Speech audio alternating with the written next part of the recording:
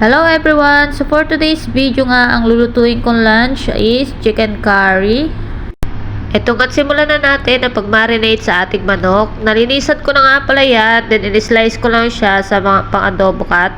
Then pagkatapos no, naglagay nga pala ako dyan ng yogurt, chili powder, cumin powder, turmeric powder, garam masala, garlic and ginger paste, then add salt.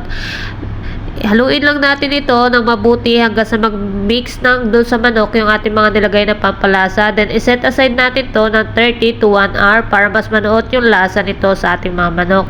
Then, pagkatapos ko nga pala siyang i-mix, tinakpan ko siya at nilagay ko lang siya sa may gilid. Then, tataas muna ako dahil ako'y maliligo pa. Kakatapos ko nga lang din pala maglinis ng buong bahay nila. Then after that, pagkatapos ng isang oras, ito na nga at piniprito ko na yung ating manok.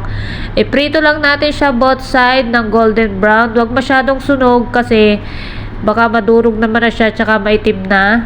Kailangan lang natin siyang medyo golden brown magkabilang side. Pagpasensyahan nyo na nga pala ang aking boses ngayon dahil ako'y sinisipon, nahihirapan ako mag voice over. Pati na rin sa boses ko para akong lalaki na ewan.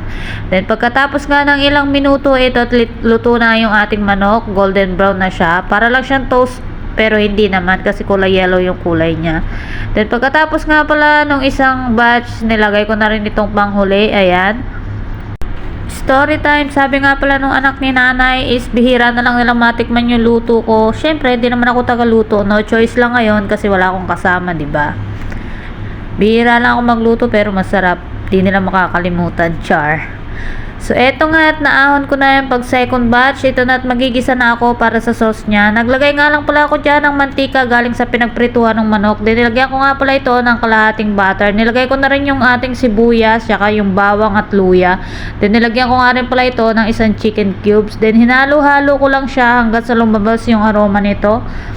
Hintayin lang natin na mag golden brown itong ating iginigisa. Then, na golden brown na nga ito at lumabas na yung aroma, inilagay ko na dito yung 3 peraso ng kamatis na ginrin ko na kanina. Then, hinalo-halo ko lang and nag-add ako ng tomato paste. Pagkatapos nun, nag-add rin ako dyan ng coriander leaves o kisbara kung tawagin dito. Then, hinalo-halo ko lang siya ulit hanggang sa malula silang lahat dyan.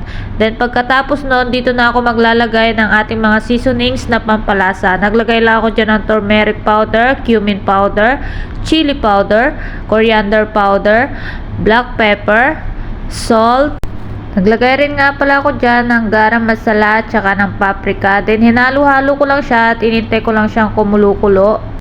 Then pagkatapos nga ng ilang minuto, nag-add ako dyan ng isang ceiling green. Depende sa inyo kung ilan ang gusto nyong ilagay. Then pagkatapos nun, dito ko na nga pala inilagay itong ating cooking cream. Tansyahin nyo lang kung gaano karami ang gusto nyong ilagay. Then pagkatapos nga niyan, hinalo-halo ko lang siya. Then nag-add nga pala ako dyan ng tubig. Depende rin sa inyo kung gaano karami ang lalagay yung tubig. So ako medyo dinamihan ko kasi mas gusto dito ng medyo maraming sabaw o sauce kung tawagin. Then pagkatapos nung tinakpan ko nga lang siya saglit, then nung nagbubula-bula na or nagkukulo-kulo na, dito ko na nga pala inilagay itong ating pinritong manok kanina. Then pagkalagay ko nga pala yan dyan, hinalo-halo ko lang siya, then tinakpan ko at then pagkatapos nga noon, iintayin ko lang siyang maluto ng mga 30 minutes. Ito na nga at kumukulo-kulo na siya. Then konti na lang maluluto na siya. Ayoko siyang masyadong hibasan kasi sa sabaw pa lang ulam na. Then after ng mga ilang minuto, ito na nga yung kinalabasan niya na hibas pa rin. Luto na ang ating chicken curry. Kain tayo. Thank you for watching.